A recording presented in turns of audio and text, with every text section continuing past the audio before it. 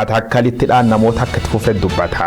Warri dhamuu jirkeessa harki caala Oromoo ta'utu odeeffama waan isaan timni qaba. Aanaaleef godinaal Oromiyaa akka keessa kaardii filannoo dirqamaan fudhachuu qabdi jechuun mootummaan nu darara jiraa jiru. Jiraattonni Oromiyaa miidiyaa neetwoork dubbees. Oduu biraatiin filannoon Itoophiyaa kabaran mootummaan balbal cufatee godhuuf jiru. Rakkoo siyaasa Itoophiyaa yoo ammees malee furmaatiin ta'uu jedha. Filannoo marsi jayeessoo kan mootummaan dirree siyaasa biyyattii dhiphisetti deemaa jiru. Walitti bu'iinsaaf dooti lammiilee nagaa dabala dhufuuf dubbatamaa gabaas midhaagsin qaba. Kibxaatti bittottees 13 irraa eegaluun hordoftooti amantaa Islaamaa guutuu addunyaa irra eebbifama soom Ramadaana jalqabuufi jedhan. Iji seexanii guddaan mukatti hidhame dabarsi jedhama kanaan ammuma hordoftooti amanticha fuulgar rabbii deebisa jiraachuu dubbatamaa bagittiin isaan gahe jecha waan midhaagsin qabna. Filannoo biyyi buutii kamarsi shaneessoof taasifamee jedhameen jaarsi gane 73 Ismaa'eel Umar Gilee qabxii dhibbi keessa 98.52 guurrachuu mo'adhee jedhe. Morkataan isa hagan 56 Zakkaariyaas Ismaa'eel Faaraa sagalee saamamee jedhus gamtaan Afrikaa filannoo walab ta'uu dubbata. Oduu ala keessa xiinxalaaf filanne jirra. Bal'inoo oduu addaa kunooti.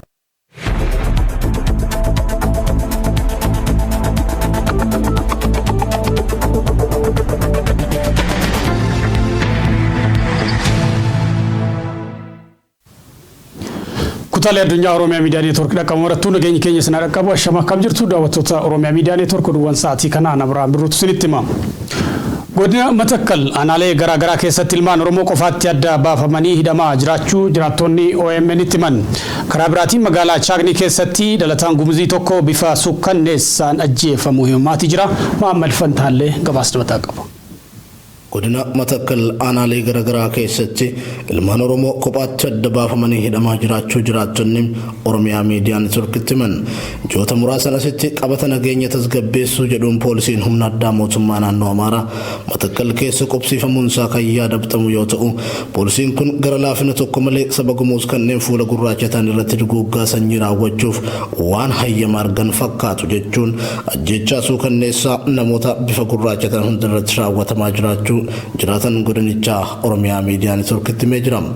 Poolisiin humna addaa Amaaraa godina sana keessa jiran gumuuzota nagaadhaan bara hedduu magaalaa irratti dhalatanii guddatan keessa jiraachaa jiran hedduu sababa gurraachummaa isaaniitiif qofa ajjeesanii jiru kan jedhu jiraatan aanaa Dibaat Oromiyaa Miidiyaa Neetwoork dubbise kun bakka hawaasni Oromoo baay'atu Dibaat galeessa Wambaraa fi kan biroo keessatti ammoo hidhaan humnaan olitti hammaatee jira jedha. Humna addaa poolisii naannoo Amaaraa yeroo yakka nama suukanneessu raawwatu konkolaataa irraa gumuuzota gabbuusee yeroo ajjeesu mana jireenyaa fi qabeenya yeroo walitti ibiddaan barbadeessu makalaakiyaa fi poolisiin federaalaa callisanii akka isaan ilaalan maddi kun Oromiyaa Miidiyaa Neetwoorkitti himee jira. Sodaa hamaa keessa jiraachuu hawaasa Oromoo naannoo sanaa kan dubbatu maddi keenya kun borbooda rakkoon nutti deemaa jirti jennee shakkina jechuun ilmaan Oromoo Oromummaa isaaniitiin boonan kophaatti bakka tokkotti guuranii hidhuun maal akka isaan gochuuf adeeman nu wallaalchiseeraas jedheera. Namni Oromiyaa Miidiyaa Neetwoork dubbise kun dhumarrattis Oromoon Oromiyaa keessa jiru dhimma Oromoota Matakkal xiyyeeffannoon hordofu akka qabu dhaamee jira. Dhuguma uummanni Oromoo Matakkal akkuma waliigalaatti rakkina cimaa keessa galee jira. Yeroo kanarratti humna rakkina cimaa keessa qunnamee jira. Uummatni illee amma aanaa Dibaatii bakka jedhamu keessa godina Matakkal keessa aanaa Dibaatii keessaati. Erga ijoollee kana dura waan ta'e hundumtuu dhageera. Erga gurbicha ijoollee geera tokko ajjeesanii booda warra qabanii mana hidhaatti dararaa turan immoo isaan keessa nama 3 gara aanaatti dabarsaniiru. Mana hidhaa gara aanaatti ol geessanii jiru. Warri qabaman kun barata namni nama ijoollee barattoota jaalu namni kaan immoo nama daldalee buloota uummata Oromoodha hundi qabamee jiru kun uummata biraa miti kan amma qabamee mana hidhaatti dararamaa jiru uummatuma Oromoo qofaadhaan akka aanaa Dibaatiitti jechuudha. Sababni isaan itti hidhamanii sababa kana jedhamee waan ta'e adamu miti kan kana godhaa jiru immoo liyyuu haayilii Amaaraadha. Sababa biraa makalaakaan hojjumaan ol keessa jiru garuu kan kana godhaa jiru liyyuu haayilii Amaaraa fidee mootummaan waraana fidee achirra naqe sanatti kana dararaa jira. Ijoollota barumsa irraa kutanii waan akkasii hojjetamaa jira ijoollota irratti. Ammas fichira amma kanaan jiru humna keessumaati gadda mandara gumzoota erga seenanii booda gumzoota walakkaa ajjeesanii walakkaa mana isaanii gubanii dhiisanii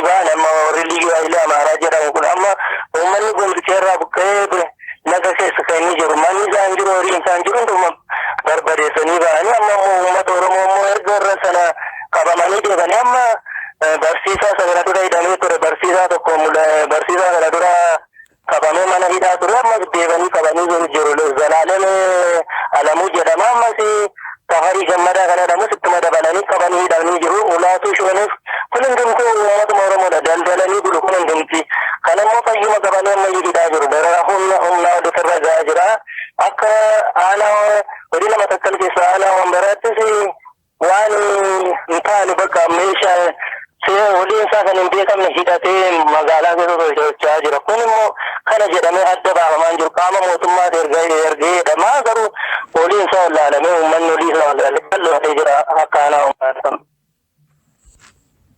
Masalaakaan waa tokko gochaa hin jiru masalaakaan uummanni kun dhumuchaan malee dhaabatee ilaalaa jira amma akka amma kana irra jirutti liyyuu amaaraa yeroo isaan daangaa cabsanii galanii uummata gumbii barbadeessanii ba'an masalaakaan callu malee ilaalaa jira amma ammaatti waan godheen qabu kun immoo kana ta'aa jira amma immoo gara aanaa dibaateetti gadi dhufaa jiru liyyuu kun warri jira hin jiru aaraan ammas gambiraan ol qindeessanii dhufaa jiru kun immoo konkolaataan mootummaan dhufu olii hidhatee liyyuu jedhu garuu liyyuu caalaa warra isaanii gimboota sabaatti maal jedhan kana baay'eetu jechaa jira uummanni yeroo ilaalaa jiru immoo.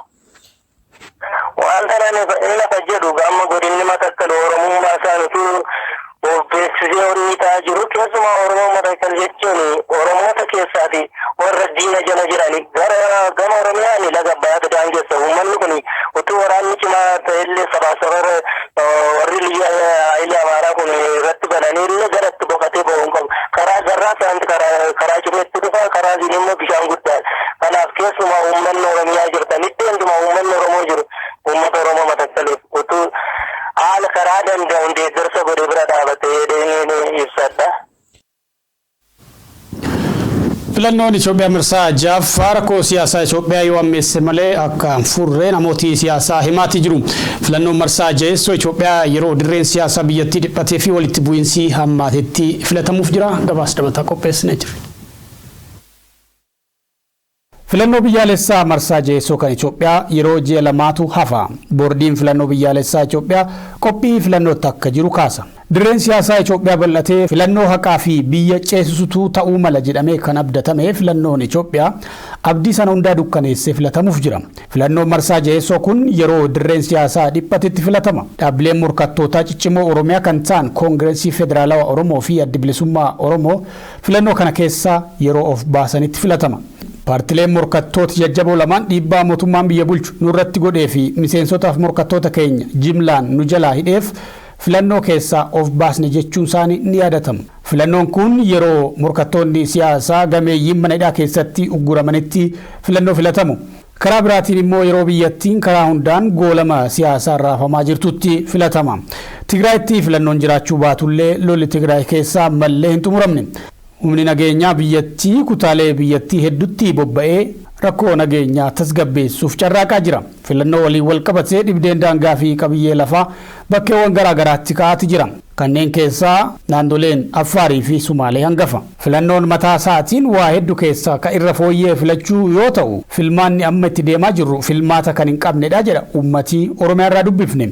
Filannoo kanarraa abdii kan hin qabne uummanni biyyattii kaardii filannoolee fudhachuuf fedhii akka hin qabne dubbatama. Qondaaltonni fi caasaan mootummaa immoo namoonni dirqamaan akka kaardii filannoo fudhatan mana manarra deemuun doorsisaa akka jiran dhaga'amaa jira. Doorsisii akka kaardii filannoo fudhatan malee xaa'oo hin argattan, zayita nyaataa fi sukkaara gandarraa argachuu hin dandeessan jedhan nu rakkisaa jira jedhu. Hawaasi Oromiyaa irraa irra deddeebiin OMN qunname. Sababa kanneenii fi kanneen birootiin siyaasaan Itoophiyaa waliigalaa ofiifuu dhukkubsatee qoricha barbaadu filannoo atakaaroon guutame keessummeessutti deemaa jira.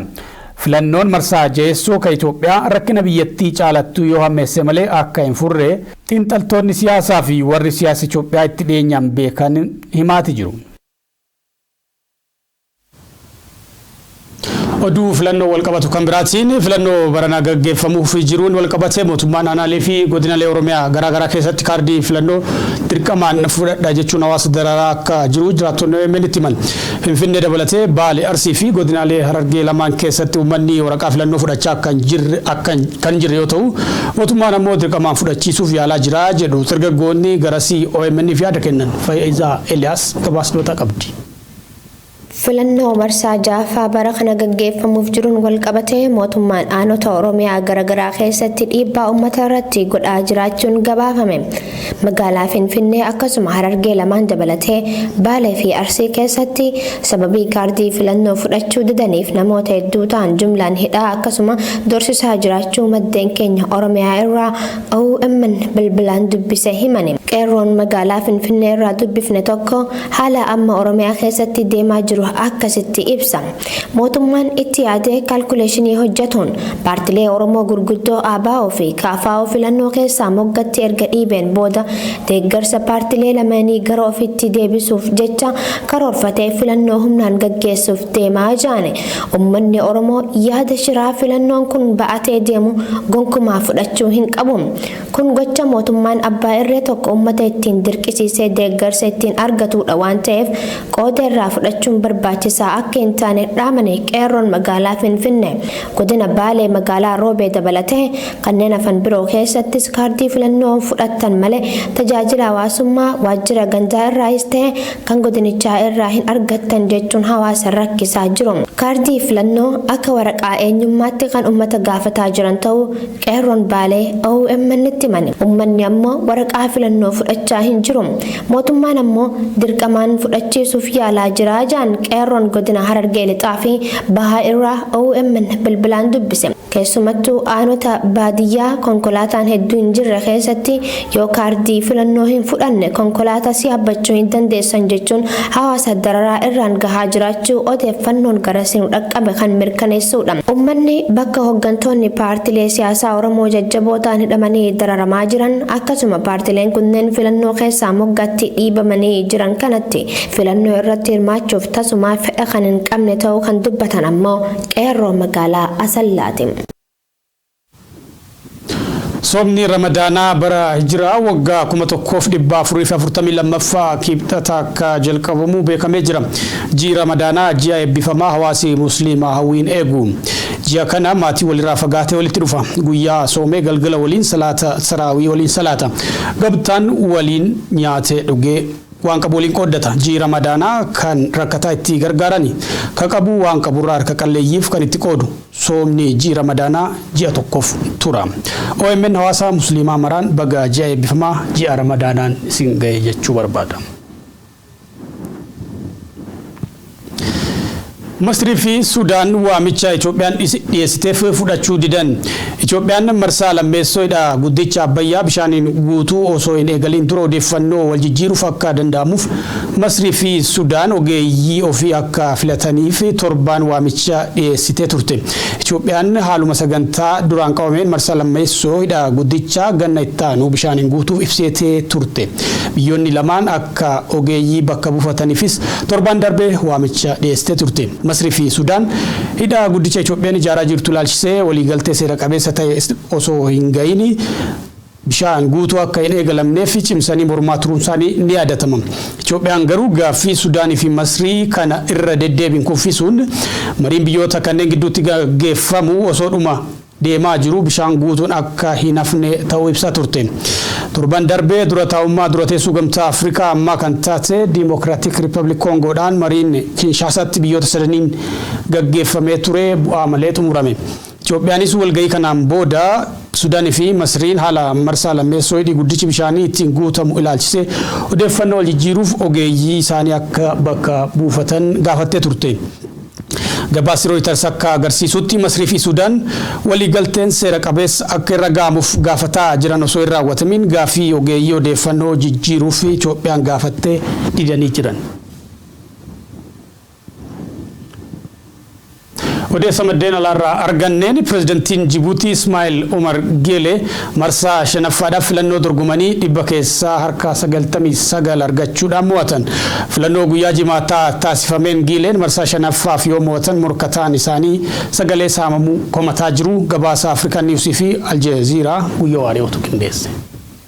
Many people in Djibouti say they already know who will win the election. jaarsi waggoot 22 oliif Jibuuti bulchu Umar Ismaa'eel Gilee yookaan IOG marshaneessuuf kuramu wadhee jedhe filannoo biyyaalessa Jibuutii paartilee maqaa qaban hedduun iftoomni dhabeenyaaf dab siyaasaa mormuun keessa baqatanii namni ganni 73 hagos Soomalee jedhamtirra Itoophiyaa dirree dawaa dhalatee jedhamu mo'achuusaa Al Jazeeraan gabaase namni hundi obboleessa Basaasan Gulaan Abtidoon Taansoon akka inni warra faranjootaa waggaa 20 dur baalli fudhate Abtidoon bara 1977 eegi Jibuutiin koloonii Firaans jala bilis baatias jechuun bara 1977 irraa eegaluun namni tokkolleen Suudaan biraan mooqan kennee jedhan filannoo Jibuutii tamarshaneessuuf midhaaksan jedhaniin jaarsi Abbarree jedhamuun dhaabbilee mirga namooma kanneen akka Amnesty fi Human Rights Watch facufaana mataa lafa galoo galaana olla Itoophiyaa malleetti cichee bulchuuf garee mormitoota hundi taphaal godhuuf hojjechuusa miidiyaaleen gabaasan. All the other more established opposition leaders have boycotted the poll, claiming it will not be free and fair. Filannoo biigaaf Afrikaa hagareen morkattoota jaarsi ayyuu jaaren waliin qolchuun qab jechuun biyyattii buureffatanii mormaniin aabbi Gileen aangoo akka hin quufin himachuun paartilee hedduu akka isaan hin dorgomne godhe namichi tokkochi morkatasa jedhan Zakkaariyaa Ismaa'eel Faaraa dhibbi keessa qabxii tokko qof qoodeef sagalee uummata cufuudhachuusaa dubbata. Pitting 73-year-old incumbent president Ismail Omar Guelleh. Akken war faranjoota bar 2005 2011 2016 2021 illee filannoo Jibuutii irratti hirmaachuun sagalee uummata harka dhibba keessa 75 ka xumur Gileen filannoo sanbata dabre godhamtellee dhibba keessa 99 guurrachuun seenaa adduwaayii ka Itoophiyaan ittiin beekamte galmeessuusa BBC'n gabaase. Addunyaan Abbarree jettiin inni garuu Jibuutiin namalee biyyin taatu jedha afaanota akka Amaariffaa, Soomalii, Arabic, French, Itaalii fi Ingilish illee midhaaksee dubbata. Caatiin lakkum korbeesree dheedaa jedhan. Waddan yarbaannahay waxaan iskugu tagaynaa.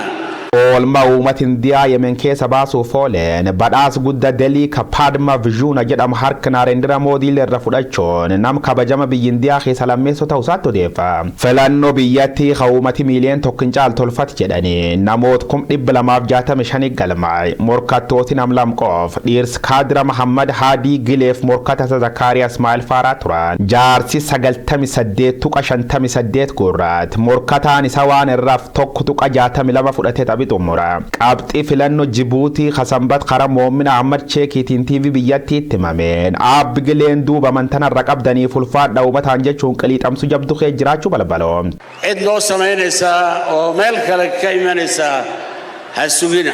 Merci Paura Votre Confianza, merci Paura Djibouti, continue semblance jechuun afaan Faransaayitiin Twitter isarra barreesse. Kan jechuun leendu waan namantanii fulfaadha. Djibouti tiinaaf galatoomaaf waliin jirjechuun dhiichisaa bool. Mucaan isaa morkat hagan 56 akkasumas siyaasaa leef nam haaraw jedhamuun ka'udeeffam. Zakkaariyaa Ismaa'eel Faaraa dhibimaata. Dhiibsuun keessa namootis filachuuf turan akka bakka buufataayyuu dhufu dhowwaman yaadachiisuun sagaleen xiyyaaf ta'uumat Jibuutii cuftii harki 80 ol saamam jechuun Agence France Pressitti warri filannoo tan durbuummaan qorqoradha jedhaniin keessa dhaabbati Muusaa Faakii Afrikaan Union yookaan gamtaan Afrikaa filannoon bilis turtee jedha. Ka filannoo qopheessi Jibuutii biyyi namni miiliyoona tokko hin caalqee qubatu abbaan jila immoo nam ganni 22tiif afaan qawweetiin uummata isa bulchaa tureef bulchaa jiru Ismaa'eel Umar Gileet warri akka jaarrolee araaraatti ergame immoo dhaabbat gamtaa Afrikaa babbaddaan babbadduma ardiin immoo Afrikaa ka sagalee uummata namni tokko dhibba keessa 99 argachuun xumur warri lixalaf diimokiraasiin keessa gudeedamtee jedhe barcumaan Afrikaa hunilleen oowwa ta'uusaa dubbatama takka yaabbatte jennaan irra bu'uun fal barbaaddi Ismaa'eel